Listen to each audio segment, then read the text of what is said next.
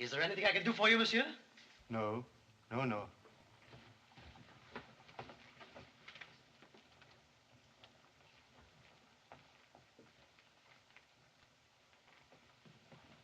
Yes, monsieur? Just looking around.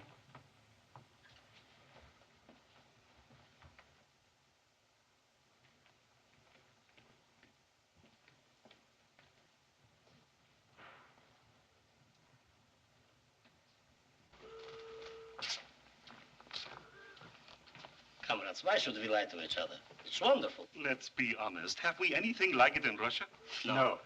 Can you imagine what the beds would be in a hotel like that? They tell me when you ring once, the valet comes in. When you ring twice, you get a waiter. And do you know what happens when you ring 3 times? A maid comes in. A French maid. Comrades, if we ring 9 times, let's go in. Just a minute. I have nothing against the idea, but I still say, let's go back to the hotel terminals. Moscow made our reservations there. We are on an official mission, and we have no right to change the orders of our superiors. Where's your courage, Comrade Polyanov? Are you the Bulyanov who fought on the barricades? And now you are afraid to take a room with a bed? I don't want to go to Siberia. And I don't want to go to the hotel terminus. And I don't want to go to... Oh, I told you so many... No. Look, Bulyanov. If Lenin were alive, he would say, Bulyanov, comrade, for once in your life you were in Paris. Don't be a fool. Go in there and drink 3 times. He wouldn't say that. What he would say is, Bulyanov, you can't afford to live in a cheap hotel. Doesn't the prestige of the Bolsheviks mean anything to you? Do you want to live in a hotel where you press for the hot water and cold water comes? And when you press for the cold water, nothing comes at all. Pfui, Bulyanov. I still say our place is for the common people. But who am I to contradict Lenin? Let's go in. Are you the manager? Yes, monsieur. Pardon me for introducing Comrade Ironov, member of the Russian Board of Trade. Monsieur. This is Comrade Topalsky. Monsieur. And I'm Comrade Bulyanov. Monsieur. May I ask you how much your rooms are? Well, gentlemen, I'm afraid our rates are rather high. Why should you be afraid? Well, I might be able to accommodate you. Is there some more luggage? Oh, yes. But have you a safe big enough to hold this? I'm afraid we have no boxes of that size in the vault, but there's a suite with a private safe. That's even better. But, gentlemen, I'm afraid... And he's always afraid. I just wanted to explain. The apartment may suit your convenience, but I doubt whether it'll fit your convictions. It's the royal suite. Royal suite? Oh. Just a minute. Comrades, I warn you. If it gets out in Moscow that we stay in the royal suite, we'll get into terrible trouble. We just tell him we had to do it on account of the safe. That's a perfect excuse. There was no other safe big enough. That's right. That's fine. Yes, That's right. But of course, we could take out the pieces and distribute them in 3 or 4 boxes in the vault and take a small room. That's an idea, isn't it? Yes, that's an idea. But who said we have to have an idea? That's right. That's very good, very good. Give us a royal suite. Step this way, please.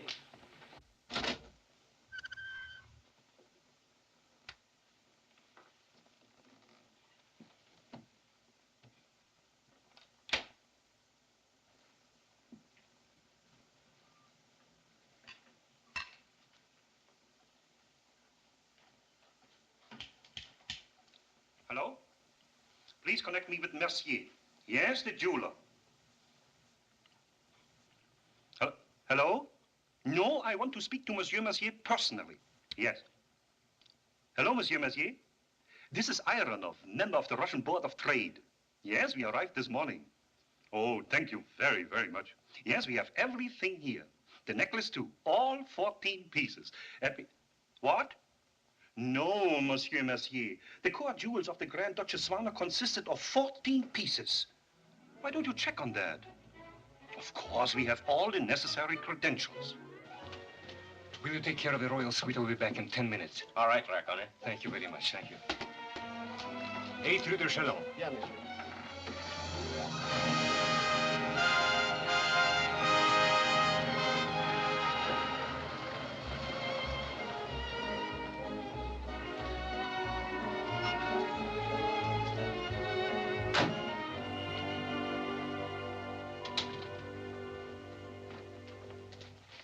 Leon. Morning, Swana, darling. Oh, it's really a wretched morning. Wretched. I can't get myself right. I wanted to look mellow and I look brittle. My face doesn't compose well. It's all highlights. How can I dim myself down, Leon? Suggest something. Oh, I'm so bored with this face. Wish I had someone else's face. Whose face would you have if you had your choice? Oh, well, I guess one gets the face one deserves. There's one marvelous advantage to your conversation, Swana. However many questions you ask, you never expect an answer. Don't you find that restful? Mm-hmm. Good morning, darling. Morning. Why didn't you come last night? Darling, I was looking after your interests. Oh, did you win? We can forget horse racing, roulette, and everything. Our worries are over. You remember the platinum watch with the diamond numbers? You'll be in a position to give it to me now. Oh, darling, you're so good to me. We can be rich if you say the word. I had dinner with the Guizos last night. Oh, those awful newspaper people. You'd be surprised how many nice people dined with the Guizos. What a gruesome proof of the power of the press. Now, listen, Swan. I sold Mr. Guizot the idea of publishing your memoirs in the Gazette Parisienne. What? The life and loves of the Grand Duchess Swana of Russia. Oh, Leon. But, darling, we won't have to worry about our future if you're willing to raffle off your past. Come in. Count Rakonin asks the privilege of a few words, Your Highness. Rakonin? Yes, he's a waiter at the Clarence, poor devil. You know him. Oh, yes. Yeah. Tell him I'm sorry. I won't be able to see him for half an hour. The Count says if it could be as soon as possible. It's luncheon time, and he's just between courses. All right. I'll see him right away. But I can't get myself right today. It's Darling, Count Rakonin's between courses. Oh, yes. My little Volga boatman. How do you do, my friend? Your Highness. Won't you sit down? Your Highness, forgive this intrusion, What's the matter, Rakonin? Have you lost your job? No, madam, something of the utmost importance. It concerns your jewels. My jewels? I remember one birthday of His Majesty, our beloved Tsar. I had the honor of being on guard at the Summer Palace. I still see you bending before His Majesty. You wore your diadem and the necklace. But why do you bring this up after all these years? They are here. Your jewels here in Paris. Alexis, do you know what you're saying? This morning, 3 Soviet agents arrived. I overheard a telephone conversation with Mercier, the jeweler. Your Highness, they're going to sell them. Did I hear something about jewels? Rakonin, bless him, has just given me the most amazing news. You know Count Dalgu. Oh, I must call my lawyer at once. I'm sorry, Your Highness, I have to leave. Oh, thank you, my dear friend. I'll get in touch with you. Au revoir. Hello, Balzac 2769. Au revoir, monsieur. Au revoir. This is the Grand Duchess Swana. I want to speak to Monsieur Cornillon. It's very important. Please get him right away. Hello, Monsieur Cornillon. The most incredible thing has happened. My jewels are here in Paris. 3 Bolshevik swine are trying to sell them. Yes. Yes. Now, we must act immediately. Call the police. Have them arrested. Oh, then get an injunction. But do something, Monsieur Cornillon. But they are my jewels. There must be some way of getting them back. What does he say? But how can there be a question? Are you my lawyer or theirs? Oh. It's all right. Yes, all right. I'll call you later. What did he say? Oh, it looks pretty hopeless. There may be a chance, that's all. The French government has recognized Soviet Russia, and he doubts if they will risk a war for my poor sake. He might be able to make up some kind of a case, but it would cost money. Money, money, that's all they're interested in, those lawyers. Darling, calm down, calm down. Why do you need a lawyer? Haven't you your little vulgar boatman? Very good. Excellent. Superb. It'd be foolish to belittle the quality of the merchandise, but your terms are impossible. My counteroffer is the absolute maximum. But, monsieur, merci. Now, gentlemen, I'm going to let you in on a little secret. We're undertaking this deal only because of the prestige involved. And frankly, we're expected to take a loss. Capitalistic methods. They accumulate millions by taking loss after loss. This is Bulyanov, Aronov, and Kopalski. Who? Count Dalgu? No, that must be a mistake. No, we can't be disturbed. I can assure you that no one else can meet the figure named by my syndicate, at least not under the present economic conditions. We can wait. Do we give the impression of people who are pressed for money? Yes. Calm, gentlemen. Let's put our cards on the table. Right now, there's a Russian commission in New York trying to sell 15 Rembrandts. There's another in London, mortgaging the oil fields in Baku. You need money, and you need it quickly. Now, I think my offer is a very fair one and doesn't even take advantage of your situation. Just a minute.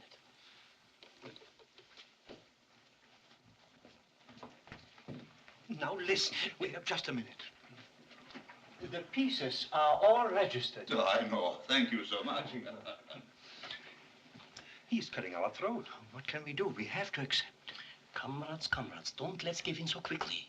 After all, we have to uphold the prestige of Russia. All right, let's uphold it for another 10 minutes. Yes.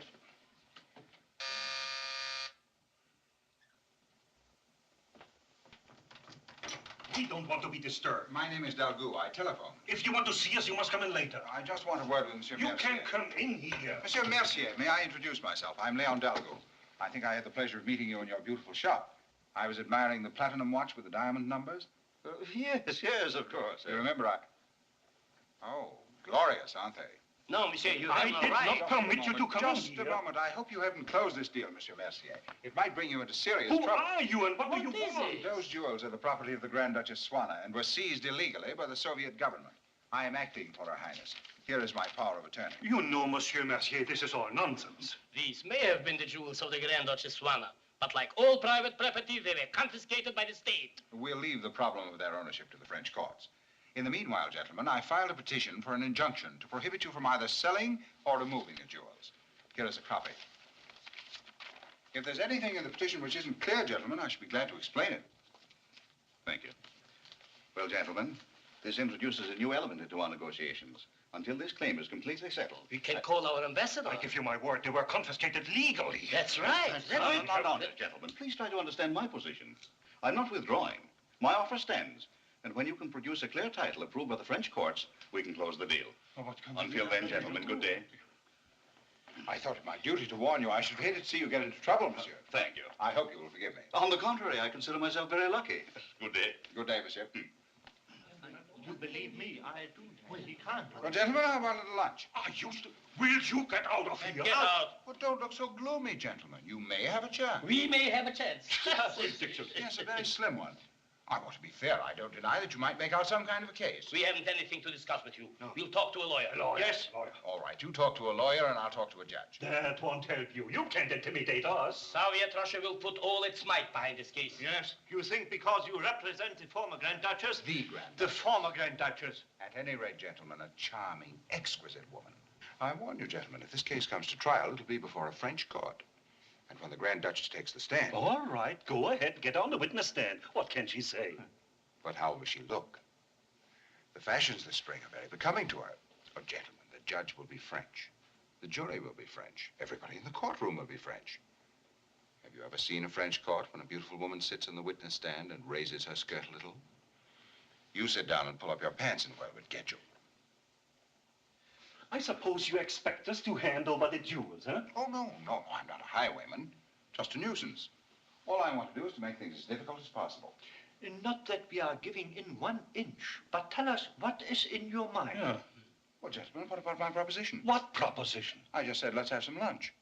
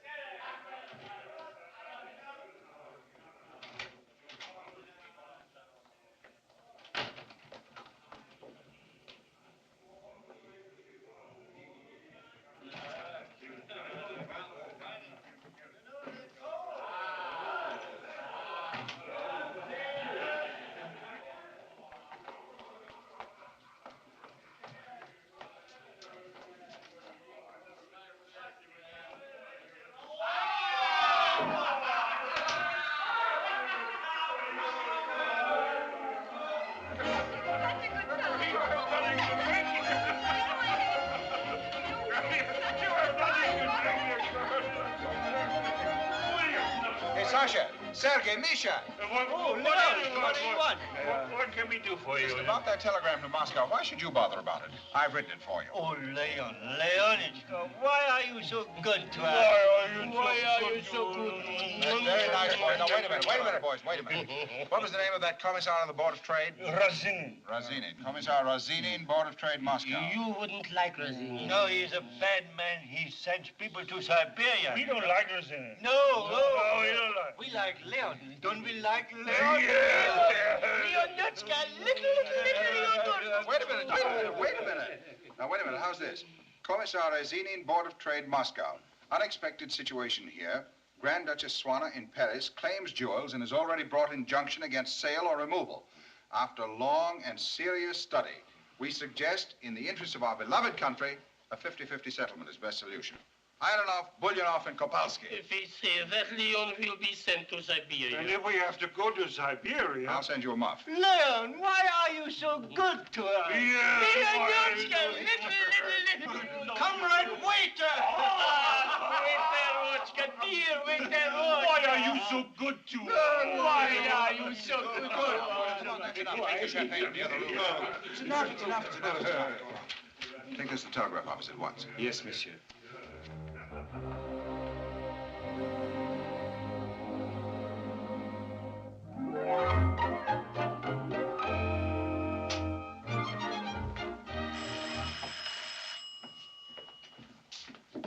Hello. Yes, Leon? What is it, Leon? Oh, you can't hurry such things. You must give Moscow a little time. There's nothing we can do about it. Why don't you drop in later? Yes. Au revoir. Misha! What's the matter? A telegram from Moscow. It must have been here all day. Halt negotiations immediately. Envoy extraordinary arrives Thursday, 5:20 p.m. with full power. Your authority cancelled here with Razinin. It is Thursday. It's 5 o'clock already. I always said it would be Siberia. Give me the desk, please. This is the royal suite, Ironov speaking. Listen, a special envoy is coming from Moscow today. He'll occupy the royal suite. Move our things to the smallest room you've got. Yes, right away, instantly. Pass, please.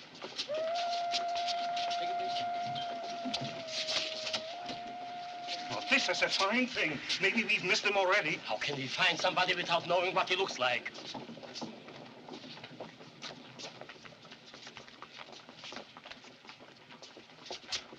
That must be the one. Yes, he looks like a comrade. Yes.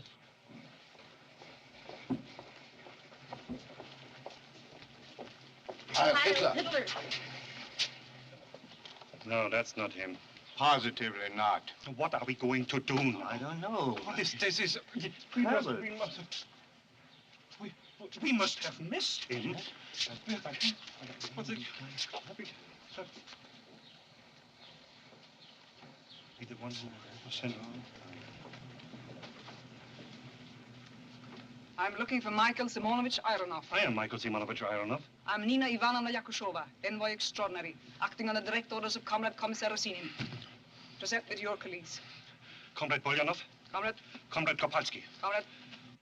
What a charming idea for Moscow to surprise us with a lady, comrade. If we had known, we would have greeted you with flowers.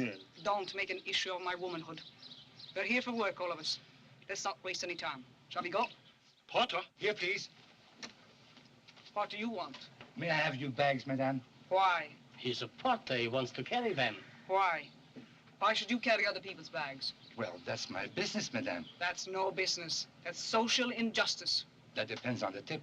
Allow me, comrade. No, thank you. Ticket, please. Ticket, please. Ticket. How are things in Moscow? Very good. The last mass trials were a great success. There are going to be fewer but better Russians.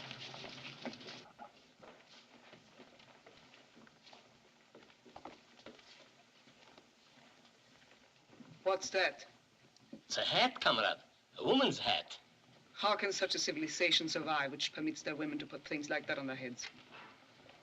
Won't be long now, comrades.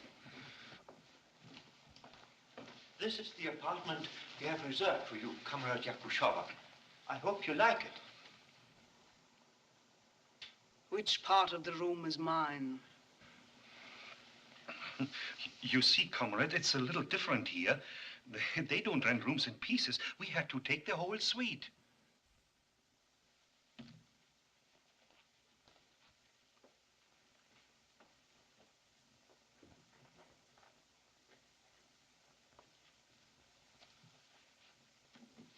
How much does this cost? 2,000 francs.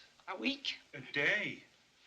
Do you know how much a cow costs, Comrade Ivanov? A cow? 2,000 francs. If I stay here a week, I will cost the Russian people 7 cows. Who am I to cost the Russian people 7 cows? We had to take it on account of the safe. For ourselves, we are much happier now since we moved to a little room right next to the servants' quarters.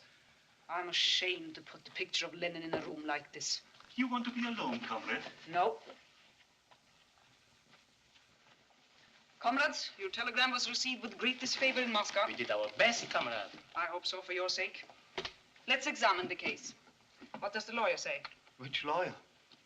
You didn't get legal advice. We dealt directly with the representative of the Grand Duchess. I am sure if we call him, he will give you a very clear picture. I will not repeat your mistake. I will have no dealings with the Grand Duchess nor her representative.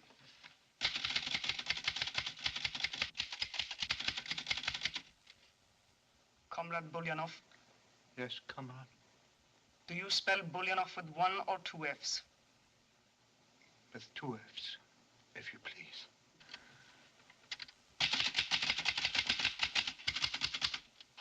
Have you some cigarettes? This is the royal suite. Please send up some cigarettes. Yes. You just telephone and you get what you want. That's the capitalistic system. Comrades, I'm not in a position to pass final judgment, but at best you've been careless in your duty to the state. You were entrusted with more than a mere sale of jewelry. Why are we peddling our precious possessions to the world at this time? Our next year's crop is in danger and you know it. Unless we can get foreign currency to buy tractors, there'll not be enough bread for our people and you, comrades. We did it with the best intentions. We can't feed the Russian people on your intentions. 50% to a so-called Grand Duchess. Half of every loaf of bread to our enemy. Comrade Kobalsky. Yes, comrade. Go at once to our embassy and get me the address of the best lawyer in Paris. Yes, comrade. And you, Comrade Ivanov, go to the public library and get me the section of the civil code on property. Is there anything I can do, comrade? Yes. You might get me an accurate map of Paris. I want to use my spare time to inspect public utilities and to make a study of all outstanding technical achievements in the city. Yes, comrade. Come in. Hello, cigarettes, hello. Hello.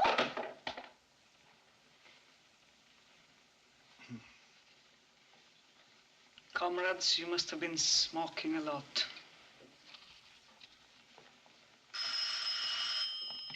Desk? Yes, Monsieur Kopolsky. You're expecting Count Valgoux, But he's not to go to the Royal Suite under any circumstances. You should go to your new room, 985. Thank you, Monsieur.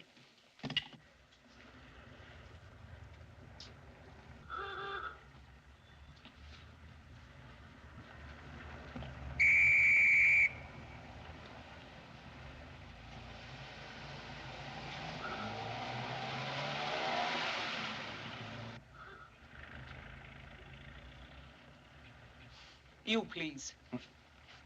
Me? Could you give me some information? Well, gladly. How long must we wait here? Well, until the policeman blows his whistle again. At what intervals does he whistle? What?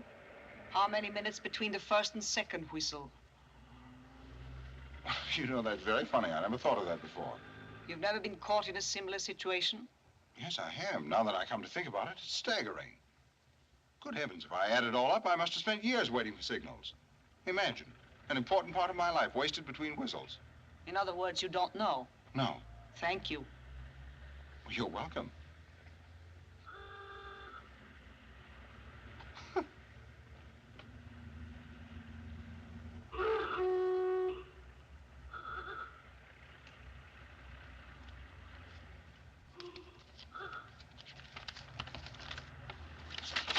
Can I be of any assistance to you? You might hold this for me. I'd love to. Correct me if I'm wrong. We are facing north, aren't we? Facing north? Well, now, I'd hate to commit myself without my compass. Pardon me, are you an explorer? No, I'm looking for the Eiffel Tower. Good heavens, is that thing lost again? Oh, are you interested in a view?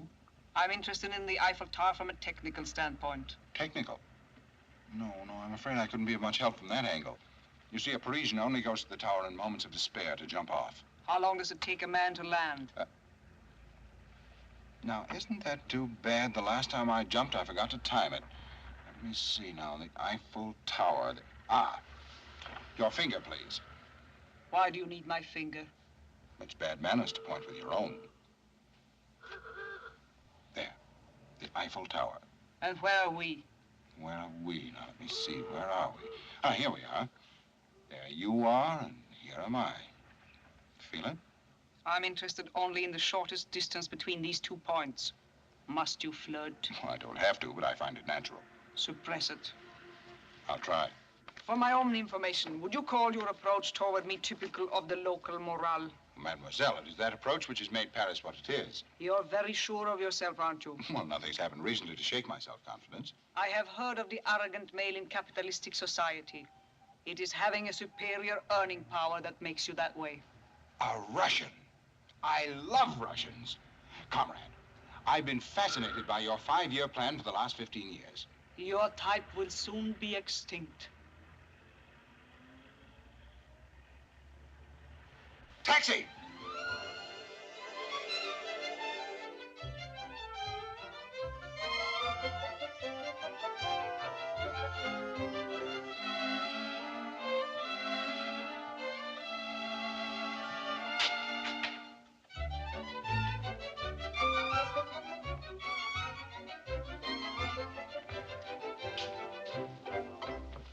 Can you tell me the exact width of the foundation on which these piers are resting and the depth? You don't have to worry. The thing is safe. I'm not afraid. The foundation is 141 yards square. I hope you'll forgive me, but I thought you... Go on. 4 massive pieces of masonry are sunk to a depth of 46 feet on the side of the Seine and 29½ feet on the other side. The girders of interlaced ironwork which stay the structure have an inclination of 54 degrees. That's a strange angle. Yes, that's very strange. Ascending to the first platform is a staircase consisting of 829 steps. And an additional 254 steps to the very top. There's an elevator included in the price of admission. It'll take you hours to walk up there. The elevator will get you up in 3 minutes.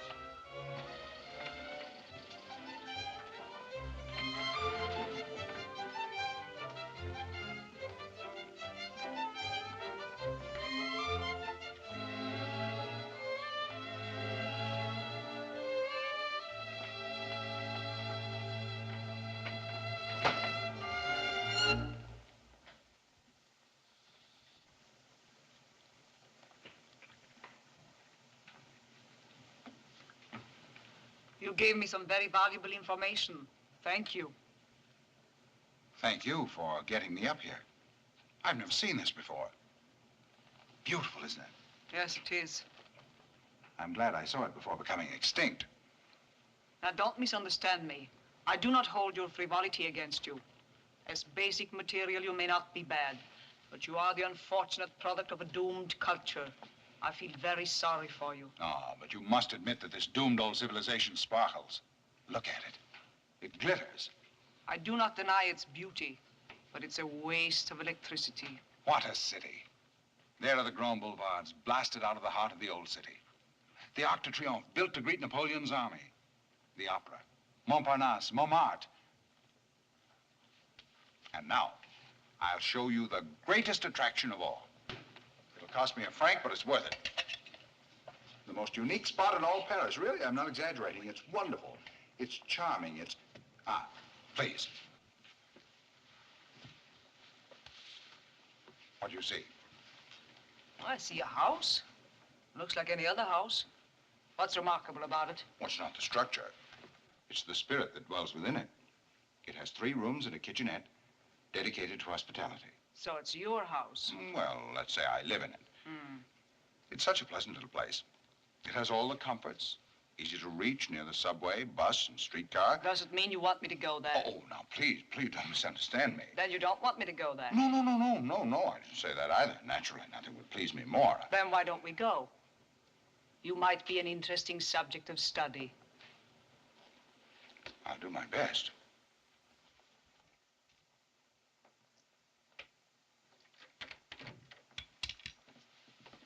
Good evening, Gaston. Good evening, monsieur. Is this what you call the butler? Yes. Good evening, comrade. This man is very old. You shouldn't make him work. He takes good care of that. He looks sad. Do you whip him? No, but the mere thought makes my mouth water. The day will come when you'll be free. Go to bed, little father. We want to be alone.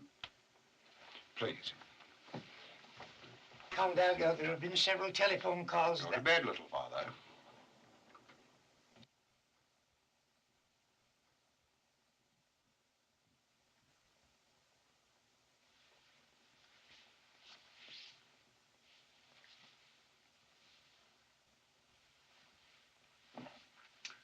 Now, may I offer you a drink? Thank you, I'm not thirsty. Perhaps something to eat. I've had all the calories necessary for today. Oh, yes, all the calories. What do we do now? Shall we have some music? Is that customary? It helps. It has ever since King David wooed Bathsheba with his harp. Not being so fortunate as to have my harp at hand, I'll turn on the radio.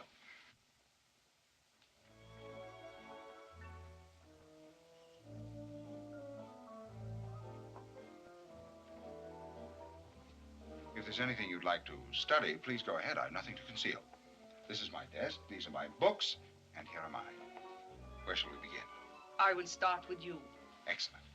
Now, let's see. I'm 35 years old, just over 6 feet tall, and weigh 182 pounds stripped. What is your profession? My profession? Keeping my body fit, keeping my mind alert, and keeping the landlord appeased. That's a full-time job. And what do you do for mankind? For mankind? Yes, not so much for mankind. But for womankind, my record isn't quite so bleak. You are something we do not have in Russia. Thank you. That's why I believe in the future of my country. Yeah.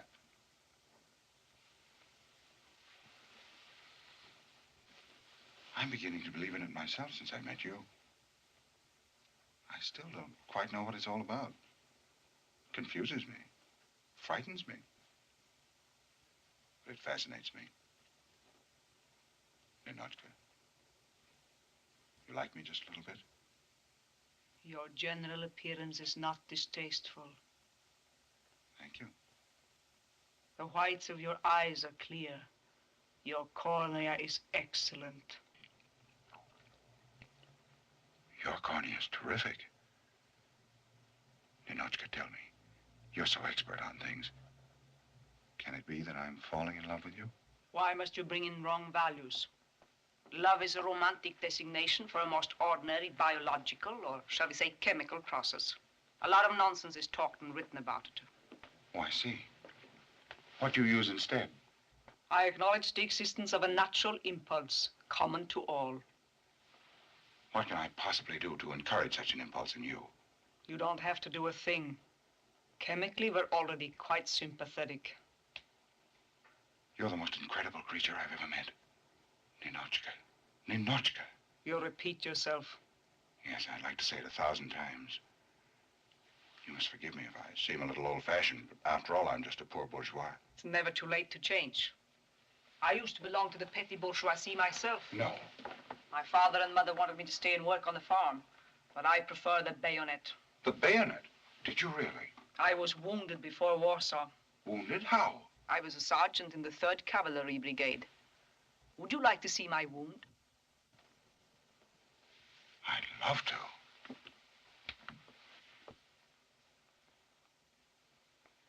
A Polish lancer. I was 16. Poor Ninotchka, poor Ninotchka. Don't pity me. Pity the Polish lancer. After all, I'm still alive. What kind of a girl are you, anyway? Just what you see. A tiny cog in the great wheel of evolution. You're the most adorable cog I've ever seen. Ninotchka, let me confess something. Never did I dream I could feel like this toward a sergeant. hear that? It's 12 o'clock. It's midnight. Look at the clock. One hand has met the other hand. They kiss. Isn't that wonderful? That's the way a clock works. What's wonderful about it? But Ninotchka, it's midnight. One half of Paris is making love to the other half. You merely feel you must put yourself in a romantic mood to add to your exhilaration. I can't possibly think of any better reason. That's false sentimentality. Oh, you analyze everything out of existence. You'd analyze me out of existence, but I won't let you. Love isn't so simple, Ninotchka. Ninotchka, why do doves bill and coo? Why do snails, the coldest of all creatures, circle interminably around each other? Why do moths fly hundreds of miles to find their mates? Why do flowers slowly open their petals? Oh, Ninotchka, Ninotchka, surely you feel some slight symptom of the divine passion. A general warmth in the palms of your hands. A strange heaviness in your limbs. A burning of the lips that isn't thirst, but something 1,000 times more tantalizing, more exalting than thirst. You're very talkative.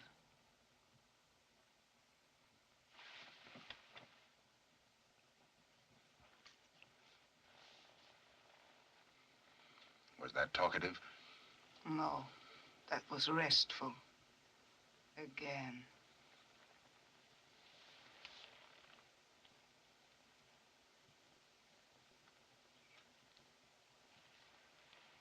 Thank you. Oh, my barbaric Ninotchka. My impossible, unromantic, statistical group.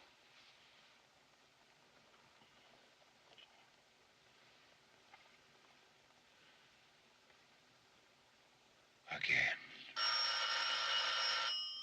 The telephone is ringing. Let it ring. One of your friends may be in need of you. You must answer. Oh.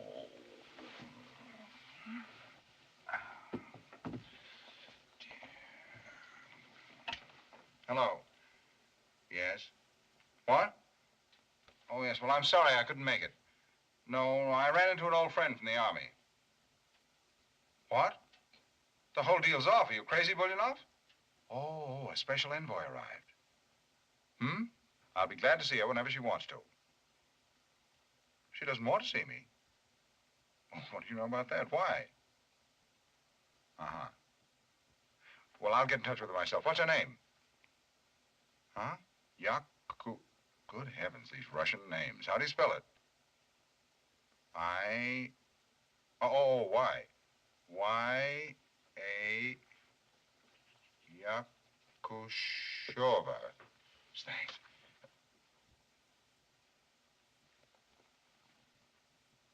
Yakushova Ninotchka.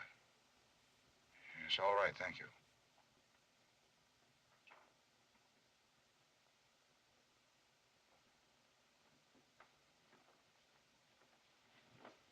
Ninotchka. I must go. Or shall I say special envoy Yakushova?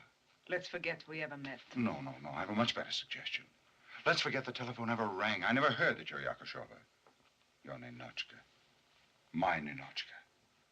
I was sent here by my country to fight you. All right, fight me. Fight me as much as you want. Only fight me tomorrow morning. There's nothing sweeter than sharing a secret with an enemy. You represent White Russia and I represent Red Russia. No. Tonight, let's not represent anybody but ourselves. It's out of the question. If you wish to approach me... You know I want to. Then do it through my lawyer. But, Ninotchka, you can't walk out like this. I'm crazy about you. I thought I'd made an impression on you. You like the white of my eye. I must go. But, Ninotchka, I held you in my arms. You kissed me. I kissed a Polish lancer, too, before he died.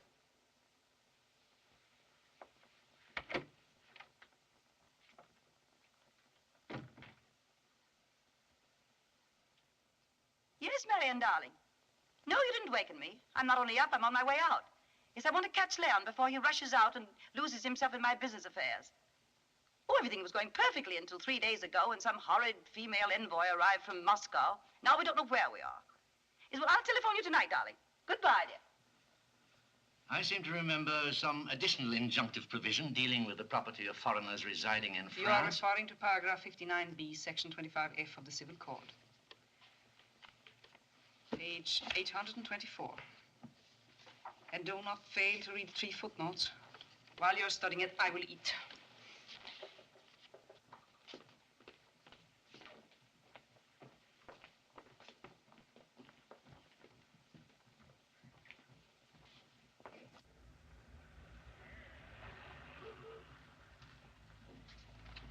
Where to, madame? Can you recommend a restaurant? Well, there's Grenier, if you care for seafood. Where do you eat?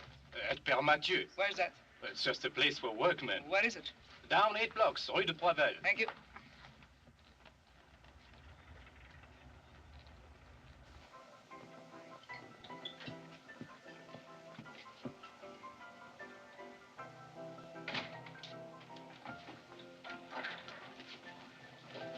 Are you alone, madame? A nice little corner table. Or perhaps by the window would be better. This way, madame.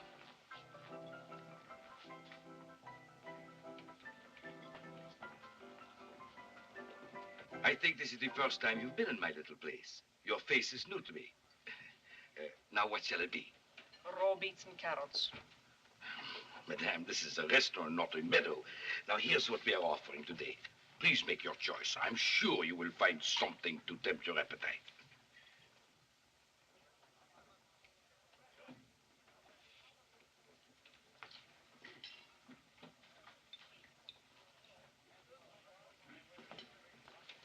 Well, for goodness sake, hello. Well, it certainly is a small world, isn't it? Well, madame, shall we start with soup? Fish soup today. I get up at 5 to fish them from the Seine. Ah, crawfish soup for me. Very well, monsieur. Then may I suggest an omelette with mushrooms? Bring me something simple. I never think about food. Madame, if you don't think about food, what do you think about? The future of the common people. That's also a question of food. I will bring you a nice little lunch à la Père Mathieu.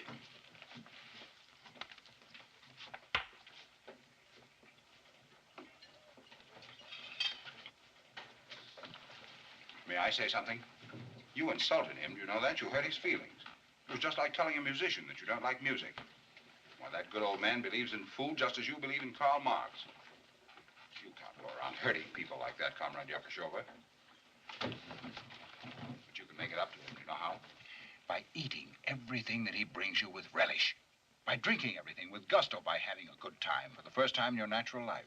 I don't like you following me. I didn't follow you. How did you get here? I always eat here. This is a place for working men. But, my dear child, I'm most at home among working men. I hate those places where you circulate, the Clarence Hotel and those places. This is my natural element. After all, what are any of us? Working men. At least those of us who are worth our salt. Hiya. Hi. Hiya. Hi. Hiya. Hiya, boys. Hi. How's everything today? Is lunch all right?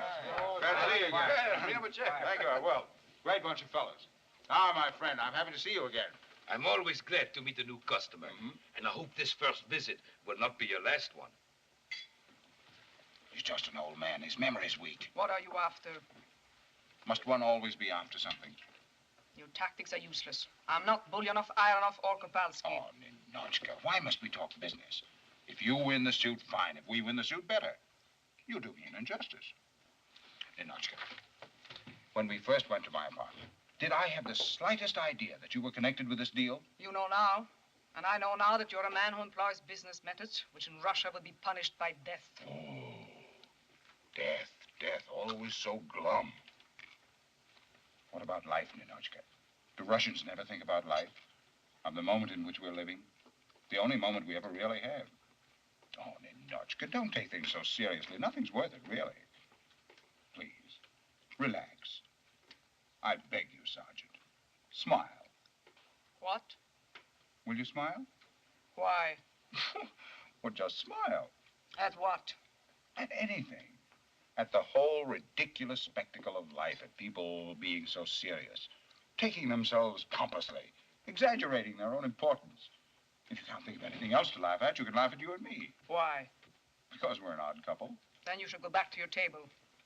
No, I can't leave you.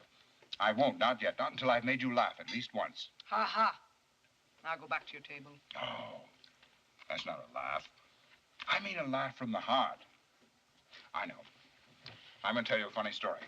Now, wait a minute, let me think of one. I've got it. Well, it seems that there were two Frenchmen who went to America. On which boat? On which? Oh, let's drop it. I don't think you'd care very much for that one anyway. Probably not. Here's a great one. Maybe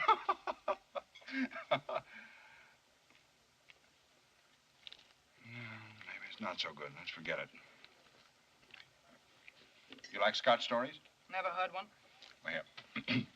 Two Scotchmen met on the street. And I don't know the name of the street. It doesn't matter anyway. One's name was McGillicuddy. The other one's name was McIntosh. McGillicuddy said to McIntosh, "Hello, Mr. McGillicuddy." McIntosh said to McGillicuddy, "Hello, Mr. McGillicuddy." Then McGillicuddy said to McIntosh, "How's Mrs. McIntosh?" And McIntosh said to McGillicuddy, "How's Mrs. McGillicuddy?" I wish they'd never met. So do I. Well, how's this one? Two men are looking at the moon. One of them says to the other, "Is it true that a lot of people live on the moon?" The other one says, "Sure, it's true, about 500 million. Then the first one says, "Whew, they must be pretty crowded when it's half moon."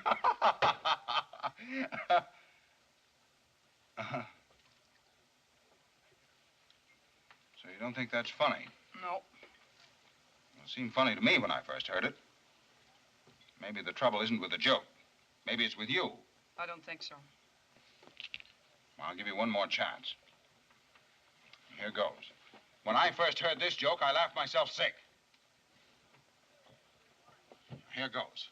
A man comes into a restaurant. He sits down at the table and he says, "Waiter, bring me a cup of coffee without cream."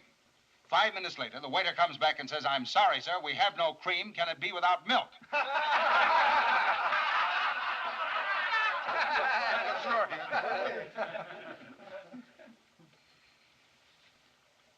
Not funny, huh?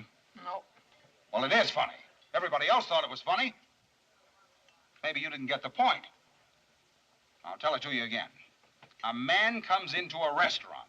Did you get that? Yes. All right.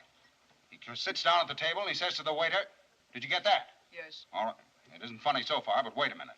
He says to the waiter, "Waiter, bring me a cup of coffee." And 5 minutes later, the waiter comes back and says, "I'm sorry, sir, we're all out of coffee." Oh, no, you've got me all mixed up now.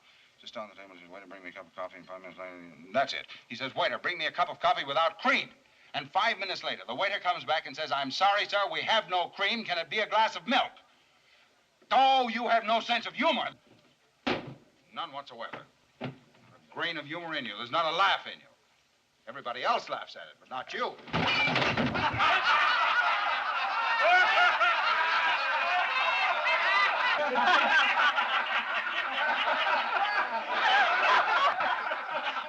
What's so funny about this?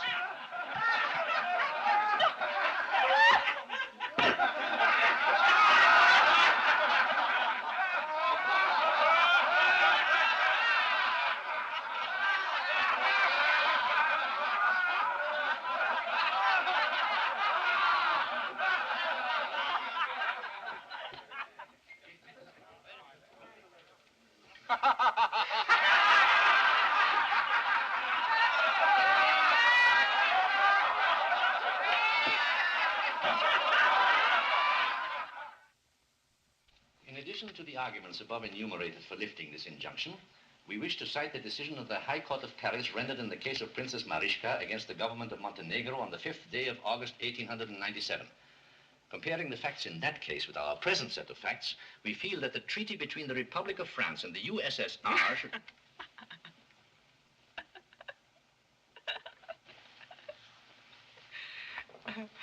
I'm sorry, gentlemen. The other day I heard such a funny story. Still makes me laugh. It's very funny. Oh, yes, about this injunction. The hearing is set for the 20th of this month. That's 2 weeks from Thursday. We did our utmost to have it set ahead. I know, gentlemen. It's in the hands of the court. We're helpless, aren't we? Yes, it is unfortunate. There's nothing we can do. Why get excited? We'll leave these papers with you for your further consideration. Au revoir, madame. Au revoir. Au revoir. Au revoir. Well, that means another 2 weeks in Paris. Too bad we have to waste all that time. I acted on your suggestion and got in touch with the power and light authorities. Whenever you want to visit their plants, they are open to you. Oh, yes. Power and light, yes, thank you. There's something else which I know will appeal to you. A visit to the Paris sewers. They tell me it's extremely instructive. Huh? Why don't you get a haircut, Bulyanov? You all look so wintry, comrades. And why do we always keep the windows closed?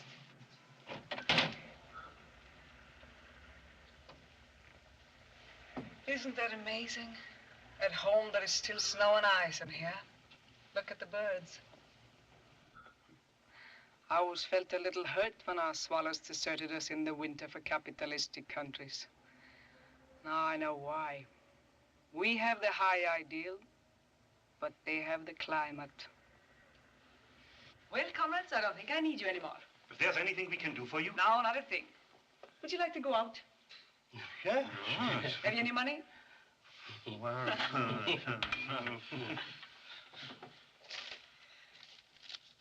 Here are 50 francs. Oh, thank you, thank you. Bring me back 45. Yes, of course. Goodbye, comrade.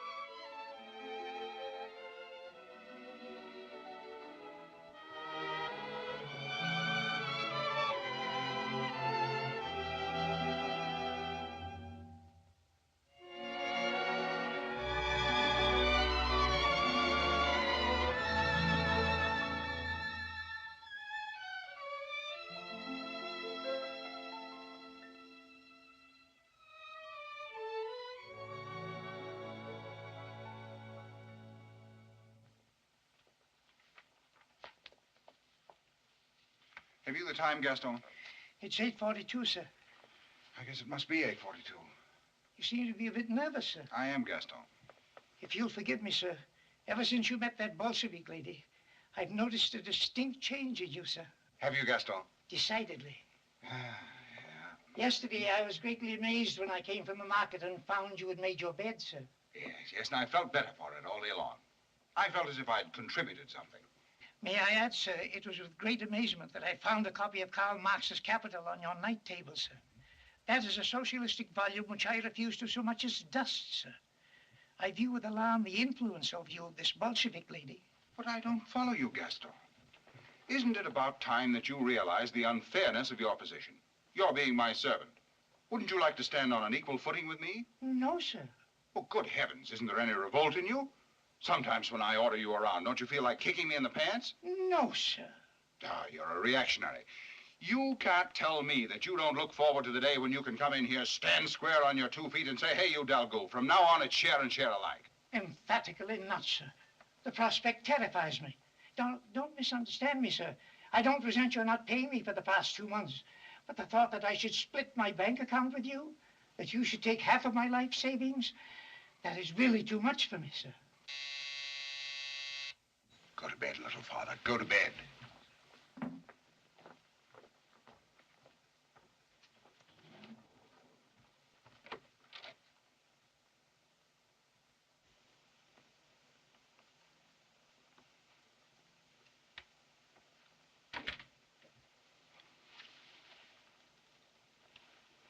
I don't look too foolish.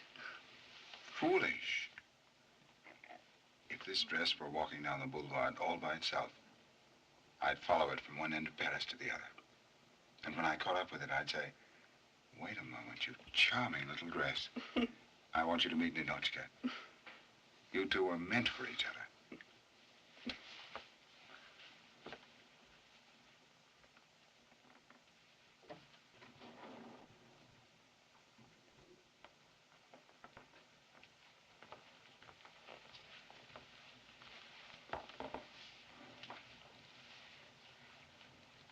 Remember this room?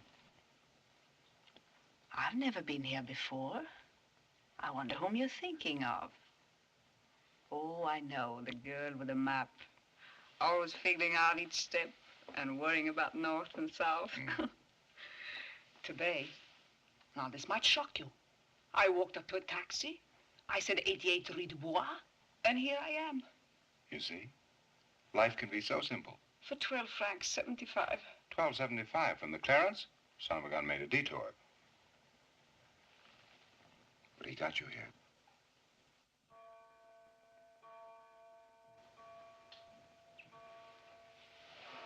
It's 9 o'clock. That's when one half of Paris says to the other half, what are your plans for this evening, madame? First, I would like to take off my hat. Then, could we have some music? A wonderful idea.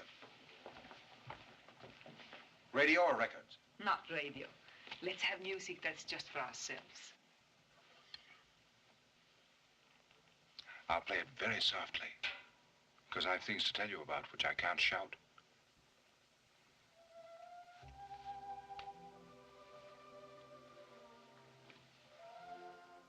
Darling,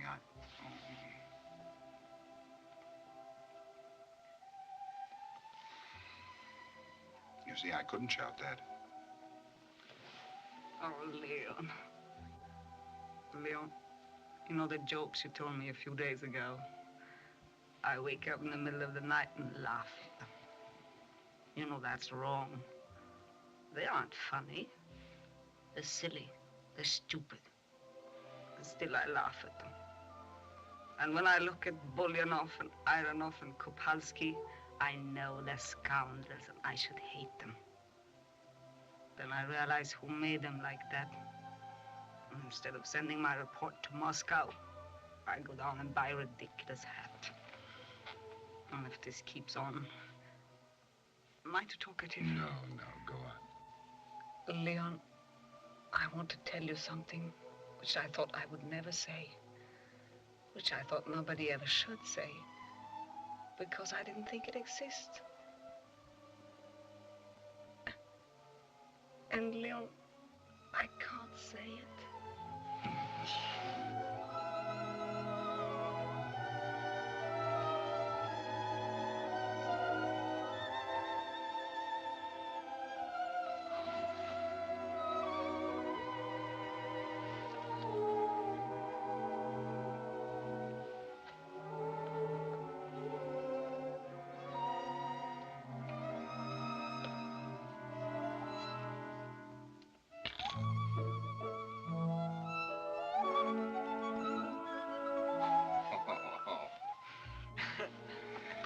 What a gesture for a sergeant.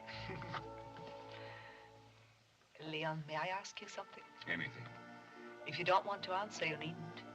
But if you do, you must tell the truth. I promise.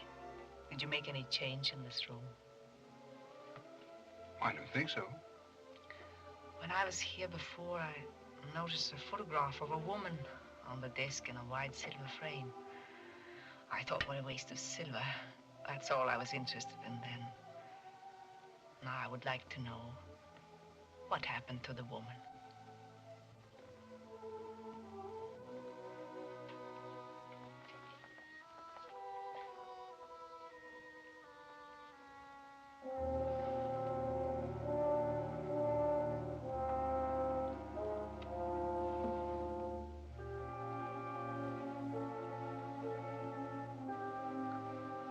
The Grand Duchess.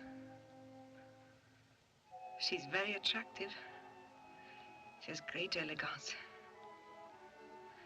She's what you call a woman of the world, isn't she? Ninotchka, I love you. I suppose she's very entertaining. Must be lots of fun to be with a woman like that, so witty and... Ninotchka, you're jealous. Mm-hmm. Leon, don't ever ask me for a picture of myself. I couldn't bear the thought of being shut up in a drawer. I couldn't breathe. I couldn't stand it. Oh, my darling.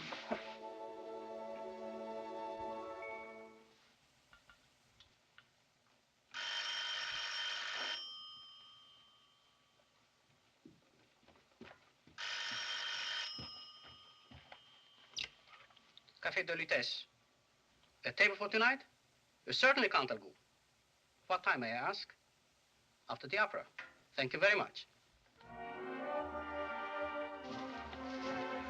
Good evening, Your Highness. Good evening, Louis. You seem to be very crowded this evening. Can you manage a table near the floor? Certainly, Your Highness. This way, please. Count Dalgo made the reservation this afternoon. Count Dalgo? Yes, it is only a small table, but we will put in some extra chairs. Oh, no. That's another party. Why don't we go to some other place? It's so crowded here. No. This is glory. At last I'm going to have a look at that female Bolshevik. Can you manage another table?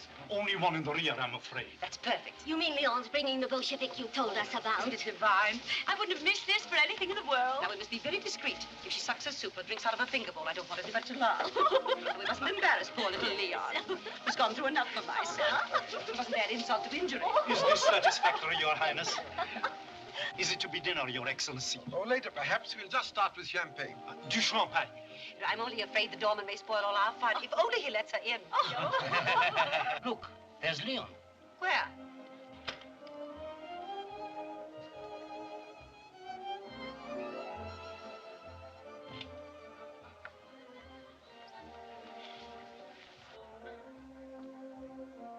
Good evening, Count Dalgo. Good evening. If you please. General, shall we dance? Is it dry? Yes, monsieur. Is that right, or do you prefer it sweet? Oh, I wouldn't know. The closest I ever came champagne was in a newsreel. The wife of some president was throwing it at a battleship. It's always good luck to launch something with champagne. A battleship or an evening. It's funny to look back. I was brought up on goat's milk, had a ration of vodka in the army, and now champagne. From goats to grapes. That's drinking in the right direction.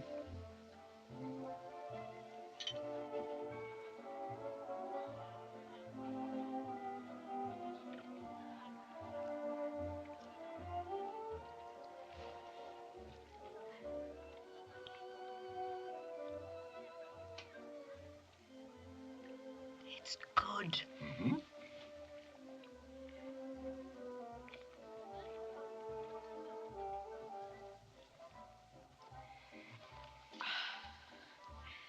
From what I've read, I thought champagne was a strong drink, but it's delicate. Does anyone ever get drunk on this? Well, there have been cases. But the headache the next morning's worthwhile if you drink it with the right toast. To us, Ninotchka.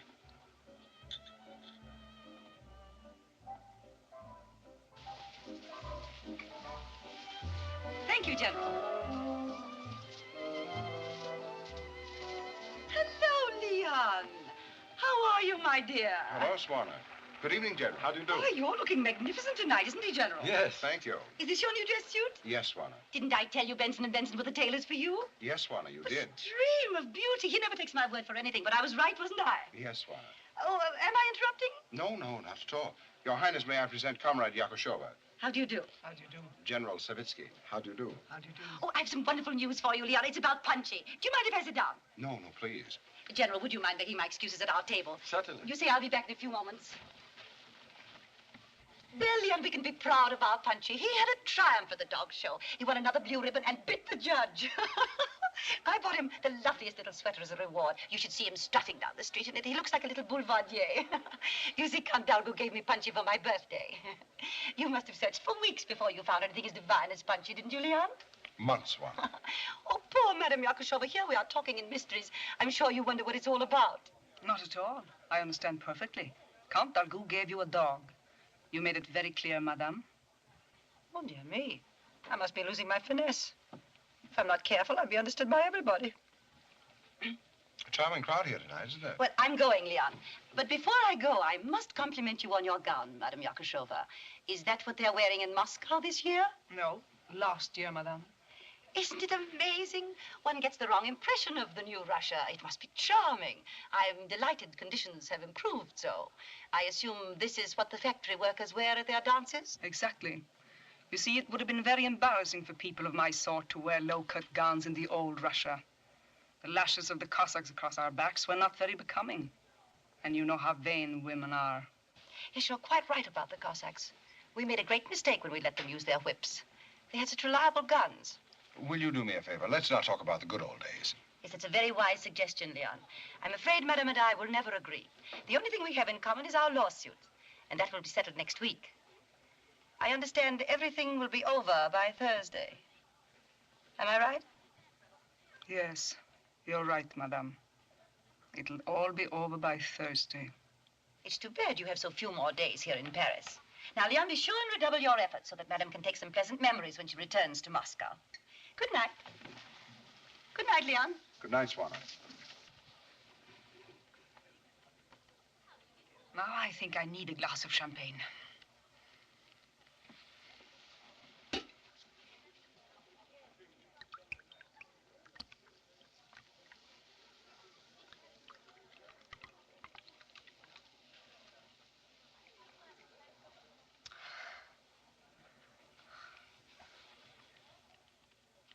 Quickly, please tell me one of your funny stories.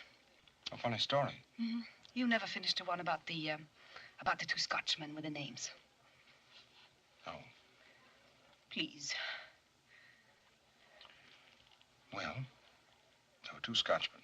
Mm-hmm. One's name was McIntosh, and the other was McGillicuddy. Mm-hmm. They met on the street. Mm-hmm. No. I'll tell you another story. A much better one. The only thing that'll be over on Thursday will be the lawsuit. There'll be no Thursday for us, next week or any other week. I won't let it happen. I'll tear it out of the calendar. Isn't that a good story? Wonderful, if one could believe it. You must, darling.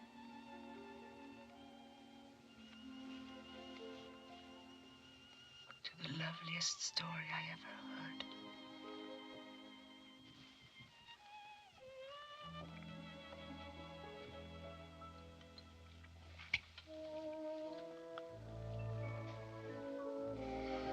heard. Let's dance.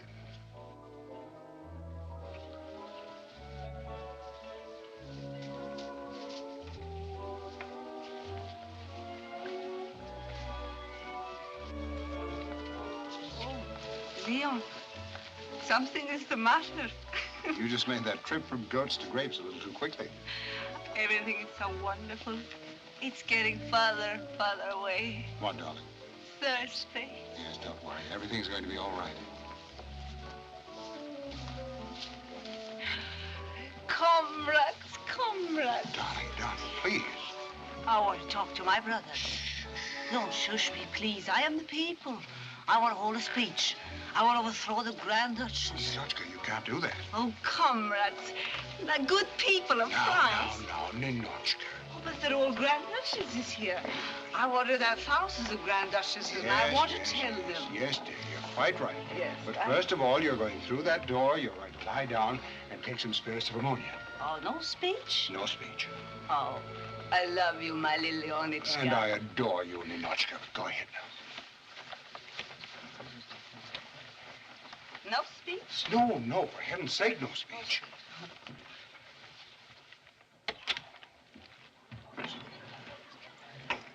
Give me a double brandy. Yes.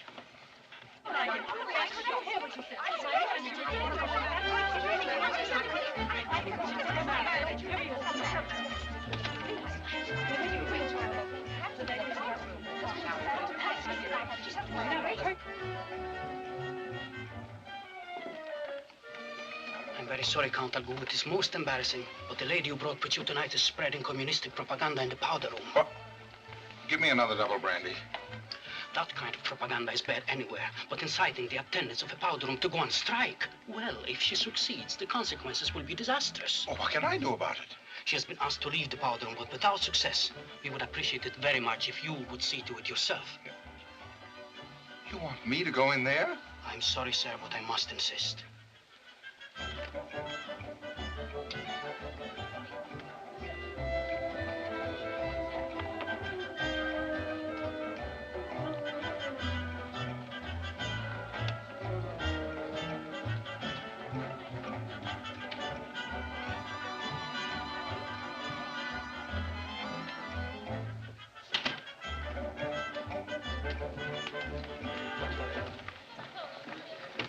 Making a triple brandy. Yes, sir.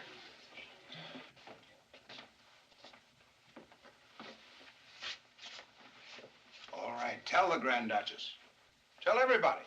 They know it anyway. It doesn't make any difference. Go on, get up. Get up. Get out. Don't tell them where we're going. No, darling. Nobody will find us. Are we going to build our little house? Yes, a little white house. No, not white. All right, we'll make it red. No, let's not have any color. No color. Just a house. Let's form our own party. Right. Lovers of the world unite. And we won't stretch up our arms. No. We won't clench our fists. No. Our salute will be a kiss. Yes. A kiss. Salute. I'm so happy. Oh, I'm so happy. No one can be so happy without being punished. I will be punished, and I should be punished. Leon, I want to confess. I know. It's the Russian soul. Well, everyone wants to confess, and if they don't confess, they make them confess. I am a traitor. When I kissed you, I betrayed a Russian ideal. I should be stood up against the wall. Will that make you any happier? Much happier. All right.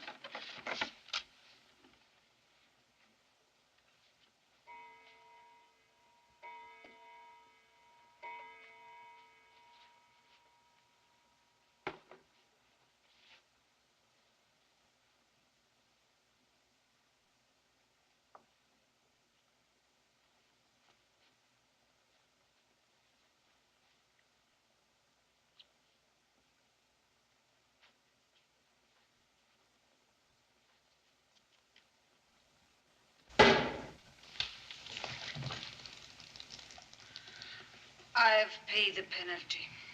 Now let's have some music. Let's turn on the radio. Radio? What's radio? Radio's a little box that you buy in the installment plan. Before you tune it in, they tell you there's a new model out. Oh, yes. I know where that is. There's one around here somewhere. It has a little knob that you turn. A little knob, that's right. Yeah, maybe it's in here. There's a little knob. Yes, it has a knob. Now, maybe it's in here. Let's see. There it is. There's the knob. There's a knob. Now, what should we get? The news? No news. We don't want to know what's happening in the world. We want to be left alone, don't we? Yes, darling, all by ourselves. Then turn to the left and stop at 7. Turn to the left and stop at 7. No music. No music. There it is. Thursday. You can't rip it out of the week. There they are. They're terrible things, those jewels. Oh, but big. They are the tears of old Russia. See that stone? Who cried that one? Tsar Peter gave it to his wife, Catherine the Great. For he sold 10,000 serfs in the market. Oh, but darling, don't get impatient. Wait till we're married. You know that worthless butler of mine? That reactionary? Someday I'll come home to you and I'll say, darling, I drove Gaston to the market this morning and, ooh, look what I got for him. Darling, come here. Let me put this on you. No. Yes. No. You will teach these jewels. For the first time, they will learn how they can really look. They belong to the people. And I give them back to the people. I make you Ninotchka the Great, Duchess of the people, Grand Duchess of the people. Is this the wish of the masses? It is their wish. Thank you, Leon. Thank you, masses. Can I make a speech now? Please. Comrades, people of the world, the revolution is on the march. I know bombs will fall, civilization will crumble, but not yet, please. Wait, what's the hurry? Give us our moment. Let's be happy. We're happy, aren't we, Leon? Yes, darling. So happy and so tired. Oh.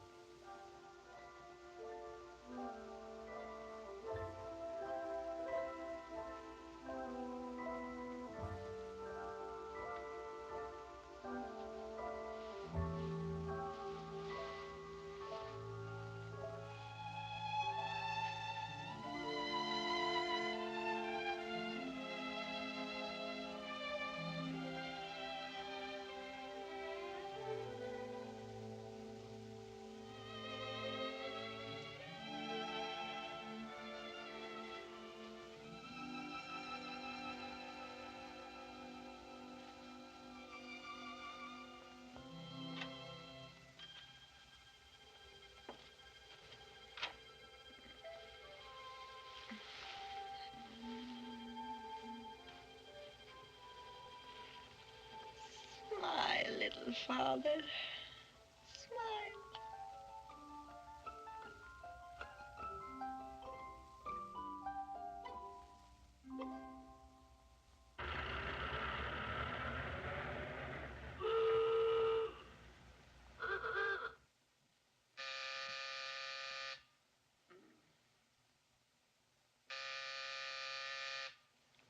Come in.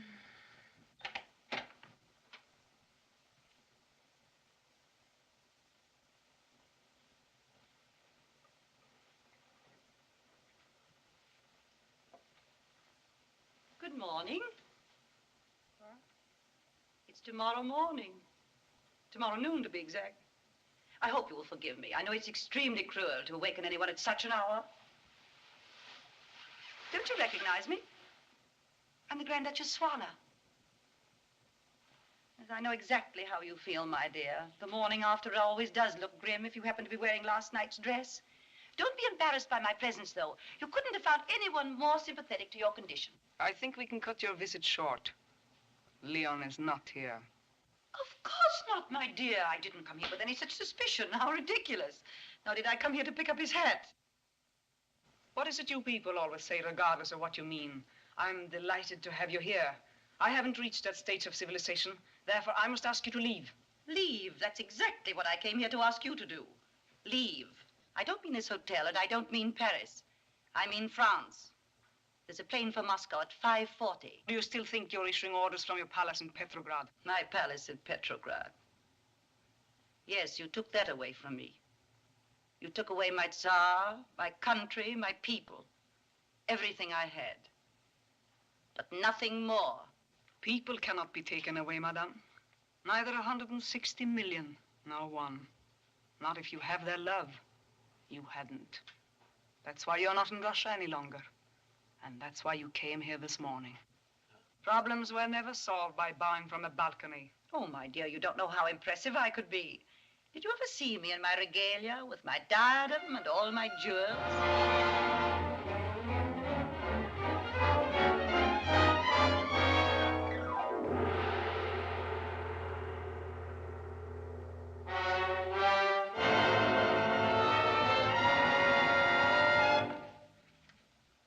Elysee 2763.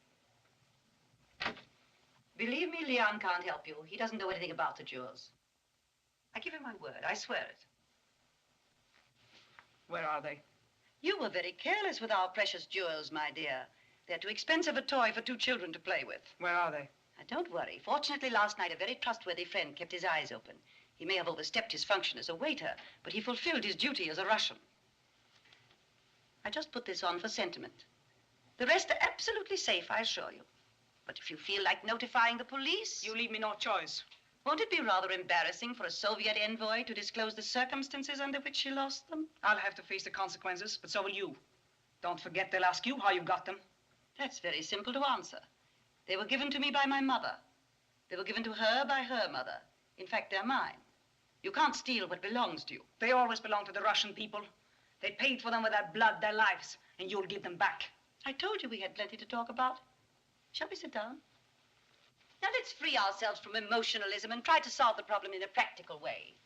Our situation has considerably changed. Before, I had only a claim to the jewels. Now I have the jewels. In other words, moral ideas have no weight with you. All right, then let's deal with legal facts. You know that France has recognized the Soviet. Unfortunately. Under the Soviet law, the jewels belong to the state. France is going to uphold that ownership. Yes, my lawyer agrees with you. He says that France will uphold it in every court, but I will drag you through every court. Don't forget that. And when I say it will take 2 years, I am, as always, conservative. Won't those 2 years in court be expensive for you? I know that money was no object as long as you could squeeze it out of the pockets of the people. But now? I may run out of money, but you have already run out of bread. 2 years is a long time for your comrades to wait. I see. You've calculated it in terms of hunger. No, I just wanted to be absolutely impartial. Both of us are faced with 2 rather uncomfortable years. We can condense those 2 years to 2 minutes, if you want to accept my proposition. Go on. I am willing to hand over the jewels and sign any necessary papers if you will take that 5:40 plane to Moscow. That's not the way to win him back. Not Leon. I think I know Leon quite as well as you. Perhaps a little better. Leave that worry to me. Now, 5:40 leaves you time enough to close the deal with Monsieur Mercier. But naturally, you'll be too busy for any farewells. I will see to it that everything is done in the most expeditious manner. And I will also see you to the airport. That's my proposition, Comrade Yakashova.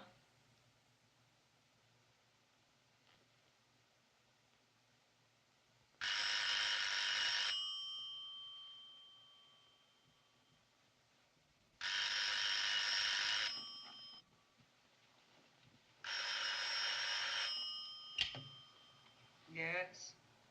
Oh, hello.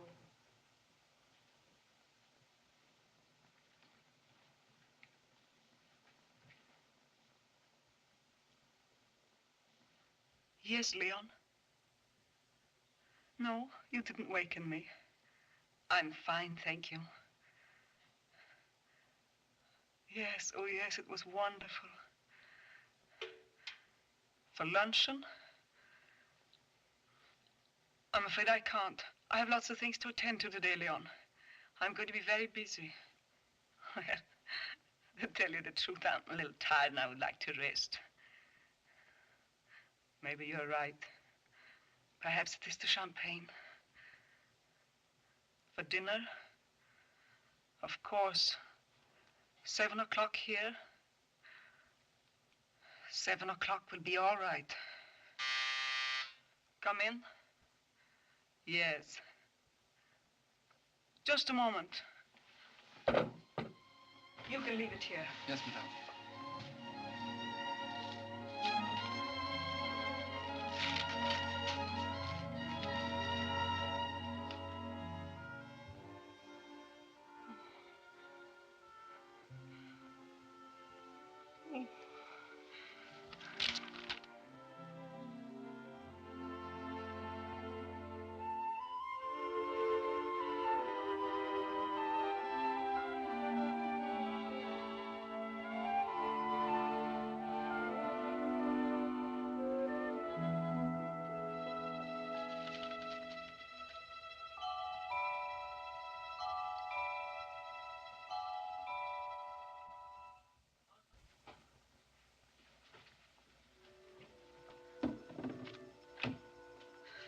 Operator, will you switch to call, please?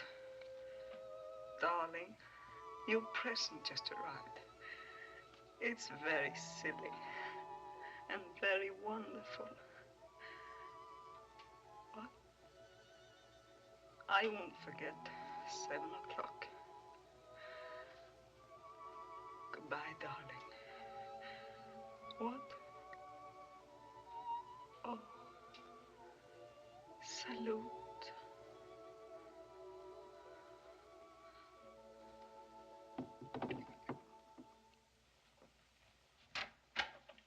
Good afternoon, Jacqueline. Good afternoon, Your Highness. Madam, Yes, I know. You didn't find my other glove. Well, it's all right. You're forgiven. Thank you, Your Highness. Count Delgoux is waiting. He's been here some time. Oh, Count Delgoux. Yes.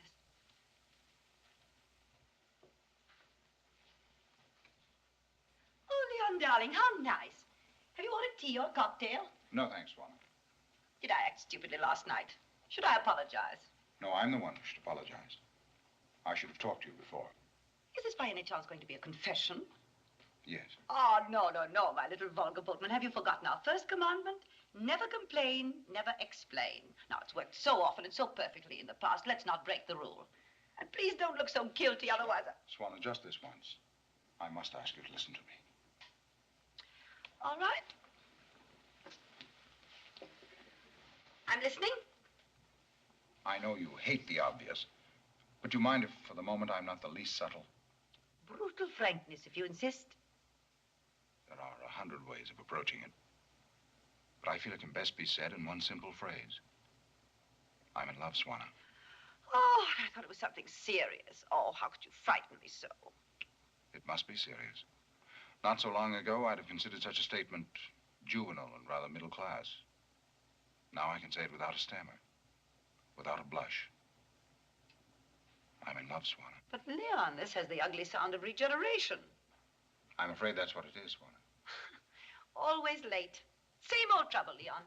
Whether you're taking me to the opera or calling for me at a beauty shop, you're never on time. And now when it's a question of your reform, late again. By about 5 minutes. What is this, Swanna?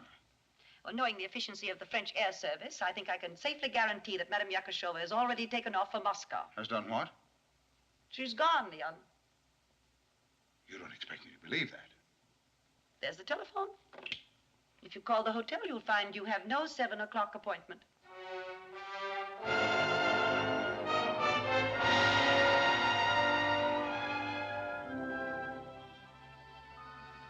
Imagine, for once in our lives, we were in Paris, and we never went to the Eiffel Tower. That's right. They tell me it has a wonderful restaurant on the 2nd floor. Yes, it is an amazing piece of engineering. Still the most remarkable iron structure in the world. Leading to the top, there is a staircase of over 1,000 steps. But there is an elevator included in the price of admission.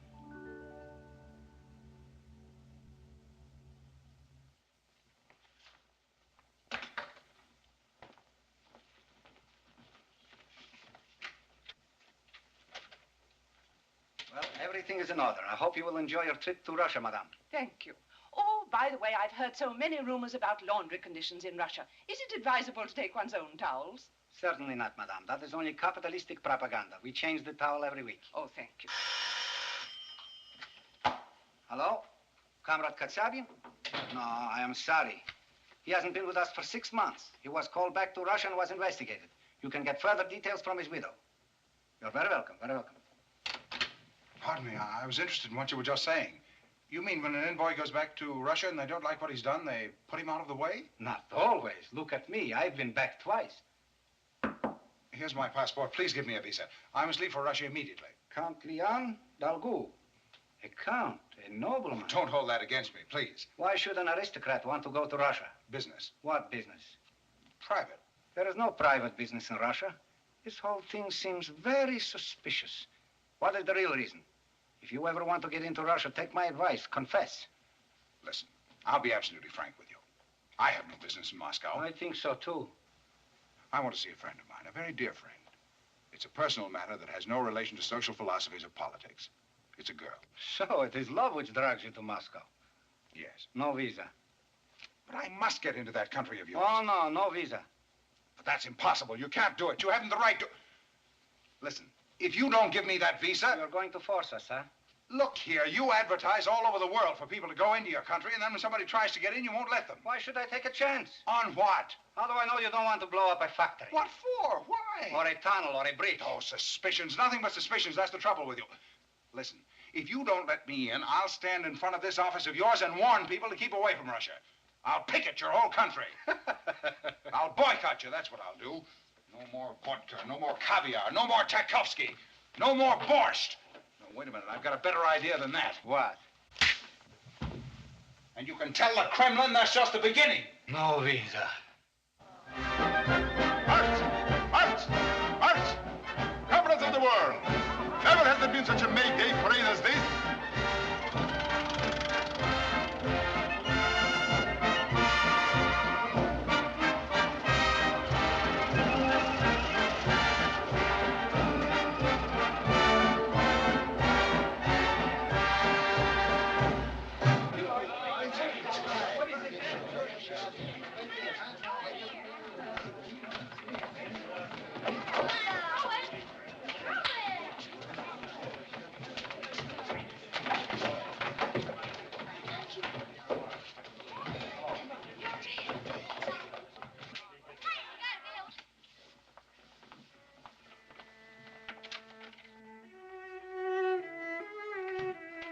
Good afternoon, Anna. Good afternoon, Ninotchka. Aren't you late?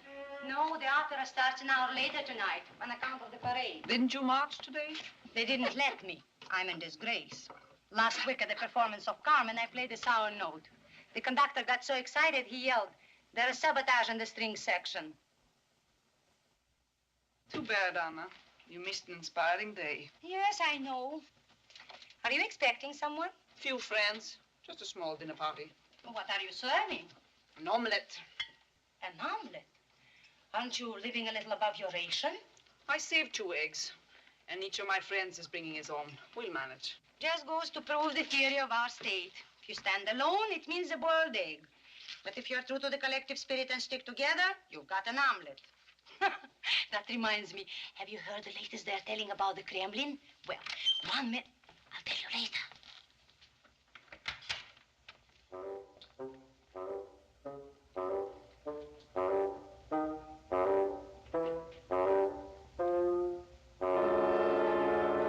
That Gurganov. You never know whether he's on his way to the washroom or the secret police.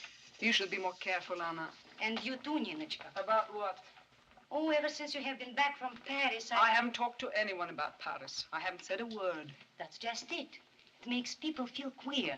And I don't want you to get in any trouble. I have nothing to hide. You should. I'll show you. When I passed through the laundry yard today, I saw all the women huddled around this. So I brought it up here. Things like this create a bad feeling. First, they didn't know whose it was, and then they saw the Paris label, and did it start a commotion. Some said it's what we all ought to wear. Others said it's like hanging foreign ideas on our clothesline. It undermines our whole cause. I see. You know how it is today. All you have to do is wear a pair of silk stockings, and they suspect you of counter-revolution. Thank you, Anna. I'll dry it up here when I wash it next. I should hate to see our country endangered by my underwear. Ninotchka, I'm your friend. You can trust me. Did you bring back anything else? No. I left everything in Paris. I just happen to be wearing this. Tell me, what else did you have? Well, a hat. What was it like? Oh, it was very silly. I'd be ashamed to wear it here. As beautiful as that. What else? Come tell me. An evening gown. An evening gown? Yes, it's a dress you wear in the evening. What do you wear in the morning? When you get up, you wear a negligee. Then you change into a morning frock. You mean to tell me you wear a different dress for different times of the day? Yes. Now, Ninotchka, you are exaggerating. No, it's true. That's how they live in the other world.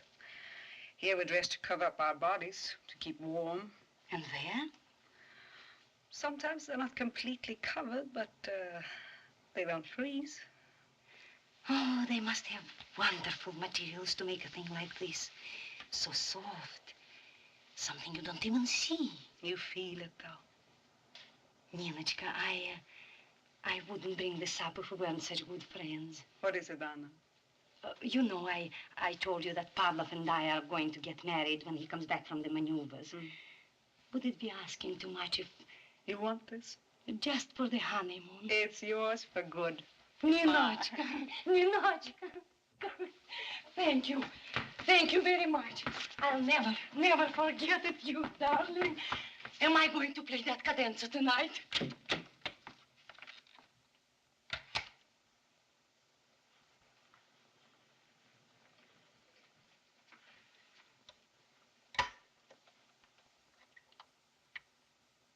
Individuals, yes, as atoms in the cosmos of Soviet Russia.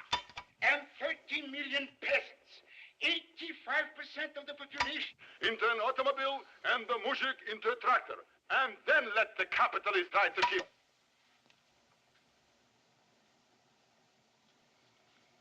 No music. Ninotchka.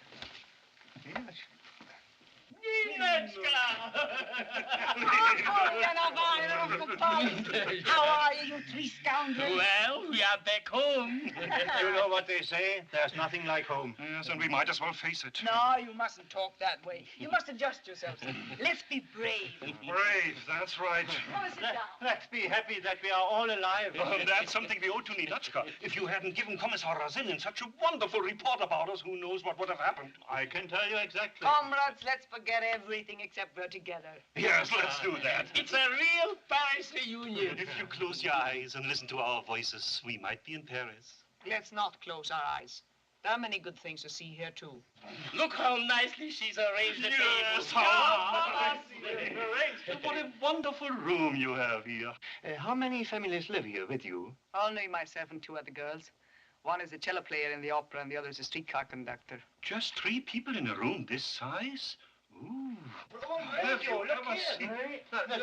Look at this. What good material. Naturally, it's not a royal suite. Comrades, once and for all, we are in Moscow. Yes, there's no doubt of that. Just look out of the window and there it is. And it's great. Think what it was a few years ago and what it is now. It's a tremendous achievement. You must be reasonable, comrade. She is right. Anyhow, let's talk ourselves into it. All right. It's great. It's marvelous. It's wonderful. Just see how happy the people look from here. Can you blame them? At least the May Day parade is over. That's another thing. It's spring. The same spring we had in Paris. Just as good. Even the swallows are back. Really? Yes, that's right. Maybe it's the same swallow we saw in Paris.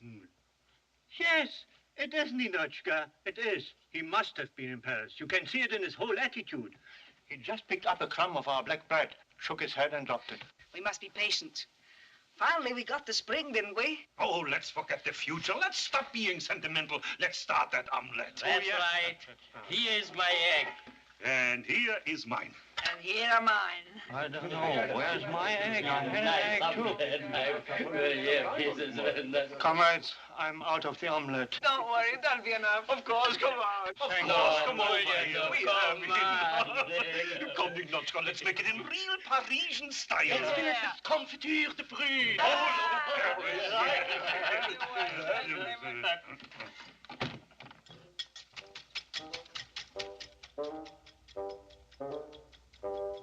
A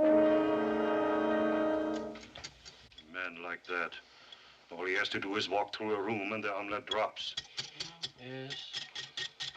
Paris, I still adore you. Adore you. Paris, I'm longing for you. For you, Paris. Oh, no, I left my heart with you.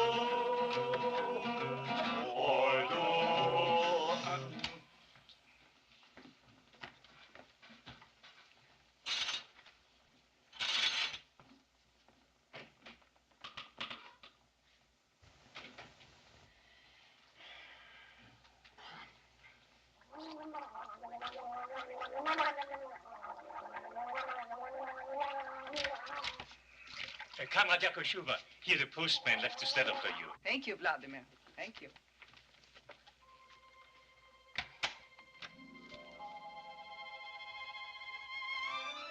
What is it, Ninotchka? Ninotchka, what is it?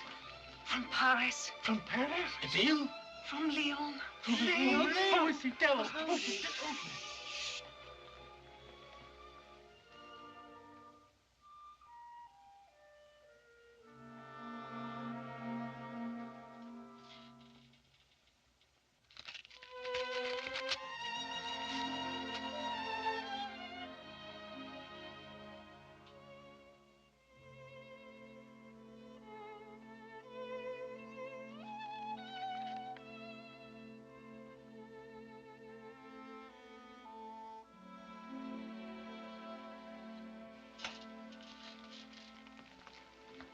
Bad news?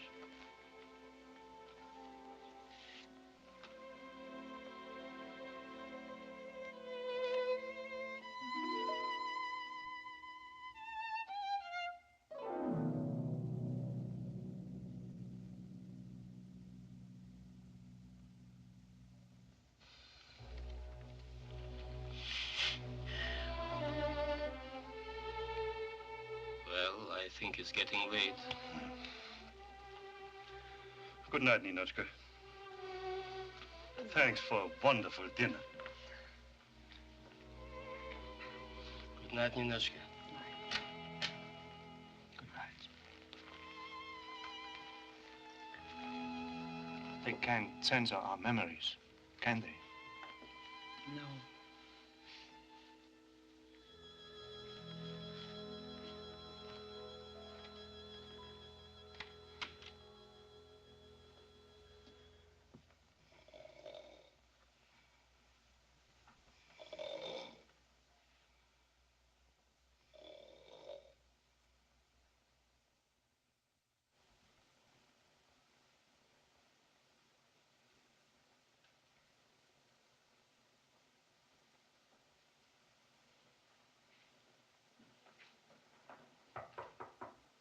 Come in.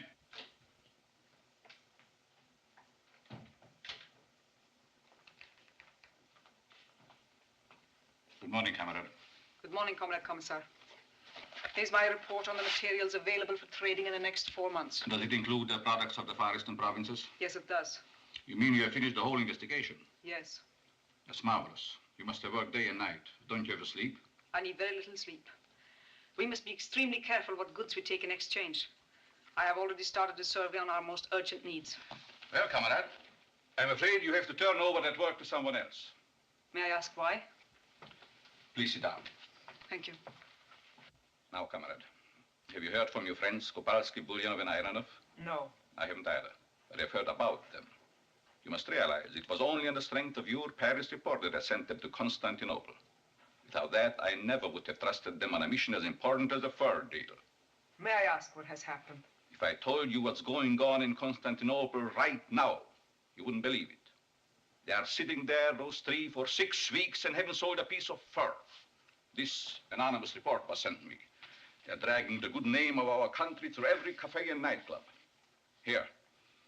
How can the Bolshevik cause gain respect among the Muslims if you three representatives, Bulyanov, Ironov, and Kopalsky, get so drunk that they throw a carpet out of their hotel window and complain to the management that it didn't fly?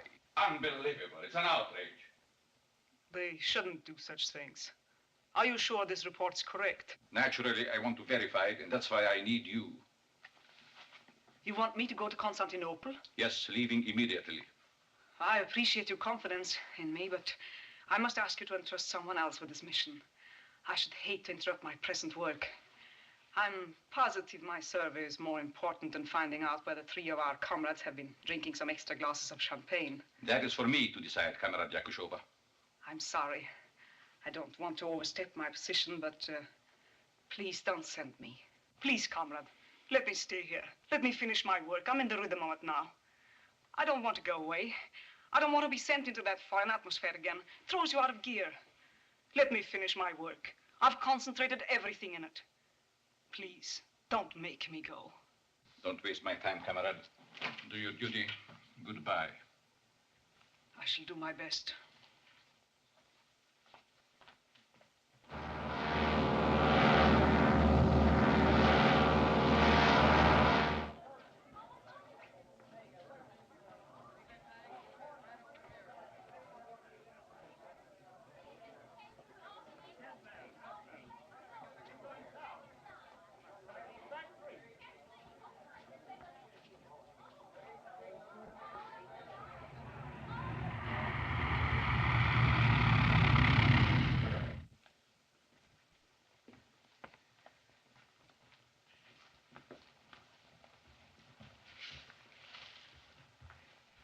How do you like it, Ninotchka? Isn't it wonderful?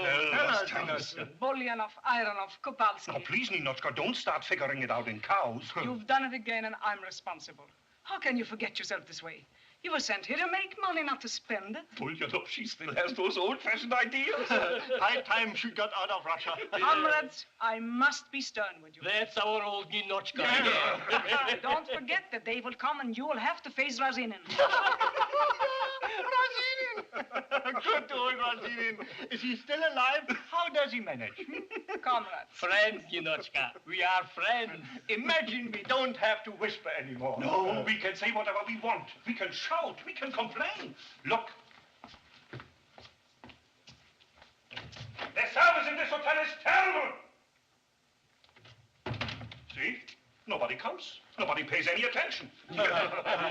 That's freedom. That's bad management. Is it possible to bring you back to reality for one moment? I must have a complete report of your negotiations and a detailed expense account. No, Ninotchka, don't ask for it. There's an old Turkish proverb that says, if something smells bad, why put your nose in it? And there is an old Russian saying, the cat who has cream in his whiskers had better find good excuses. With our cream situation as it is, it's Russia that should apologize to the cat. Well, I don't know how I can get you out of it this time. How will it end? Shall we tell her? Yes? Ninotchka, I hope you'll be our guest. Guest? Yes. We have opened a restaurant. A restaurant? We have a wonderful electric sign. Dine with Bulyanov, Ironov, and Kopalsky. You mean you're deserting Russia? Oh, Ninotchka, don't call it desertion. Our little restaurant, that is our Russia. The Russia of borscht, the Russia of beef stroganoff, of blinis and sour cream. The Russia of pierogi. People will eat and love it. And we are not only serving good food, we are serving our country. We are making friends. Who gave you this idea? What's responsible for all this? There is something in Constantinople, something irresistible. It's in the air. It may come around the corner when you walk down the street. It may step out of a bazaar. It may be waiting for you in a corridor. It may hide in the shadow of a minaret. And right now it's on the balcony.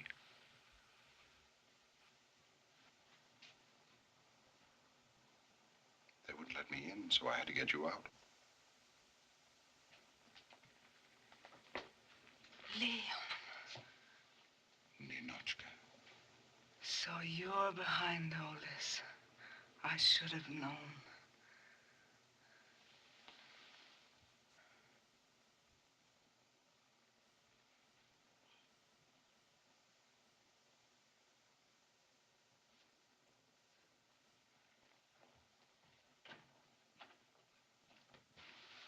Trying to keep me away from you. As though that were possible. Naturally, I couldn't go on forever punching passport officials in the nose. But I found a way, didn't I? Oh, darling, I had to see. Why, I wrote and wrote, and all my letters came back to me. And the one I got, they wouldn't let me read. It began, Ninotchka, my darling, and it ended, yours, Leon. I won't tell you what came between. I'll show you. I'll prove it. But it'll take a long time, Ninotchka. At least a lifetime. Oh, but Leon, I'm only here for a few days. All right. If you don't stay with me, then I'll have to continue my fight. I'll travel wherever there are Russian commissions. I'll turn them all into Ironovs, Bulyanovs, and Kopalskys. The world will be crowded with Russian restaurants. I'll depopulate Russia. Comrade, once you saved your country by going back, this time you can only save it by staying here. Well, if it's a choice between my personal interest and the good of my country, how can I waver? No one shall say Ninotchka was a bad Russian. Darling,